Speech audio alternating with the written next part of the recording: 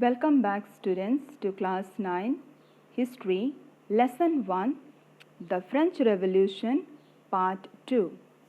In the part 1 we had studied about the French society during the 18th century and the outbreak of the revolution. In this part 2 we will study about France as republic.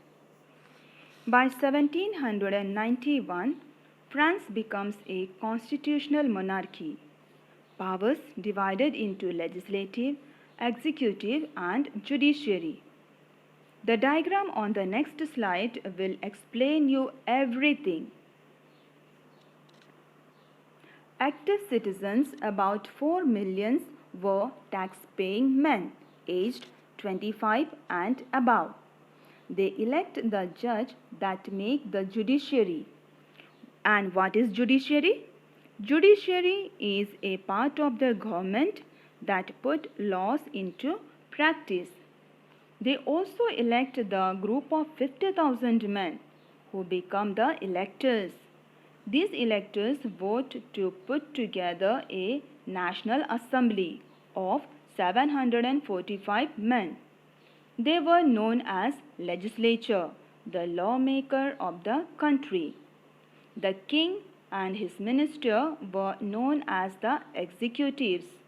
They were controlled by the National Assembly. Passive citizens were included women and children, youth below 25 and about 3 billion men. The constitution began with a declaration of the rights of man and citizen. Rights such as the right to life, freedom of speech, freedom of opinion, equality before law. Here in this slide we can see some images and symbols that were frequently used to communicate some important ideas, like the broken chain. Chains were used to fetter slaves or to catch the slaves. A broken chain stands for the act of becoming free. The bundle of rods or pieces. One rod can be easily broken, but not an entire bundle. Strength lies in unity. The eye with a triangle radiating light. The all-seeing eye stands for knowledge. The rays of the sun will drive away the clouds of ignorance. Even here in this slide also you can see some more images and symbols that were used in those times to communicate some important ideas to the people. Here we see the King France was secretly negotiation with King Prussia. What is the meaning of negotiation? Means discussion or agreement. That means the King France was doing secret agreement with King Prussia. Rulers of neighboring countries were worried by the development of France and sent troops to put down the events, means to stop the agreement between France and Prussia. Before this, the National Assembly declared war against Prussia and Austria. Children, who was National Assembly? I had explained to you in the part 1. That is the third estate, the businessmen, laborers, peasants, artisans, etc. Thousands of people came to join the army. This was the war of people versus kings and aristocracies all over Europe. During this war, men were in front, means in the war, and women were busy in looking after their families. People felt the revolution was mainly for the rich. So, the poorest section of the society formed a political club called the Jacobins, led by Maximilien Robespierre. Women too were active throughout this period. They also formed their own clubs or groups. There were men with striped trousers and the red cap, setting themselves apart from the rich people, who wore knee breeches, calling themselves sans-culottes, literally meaning without the knee breeches. So people, those who were without knee breeches, they were known as sans-culottes. Due to short supplies and high prices of food, the Jacobins got angry,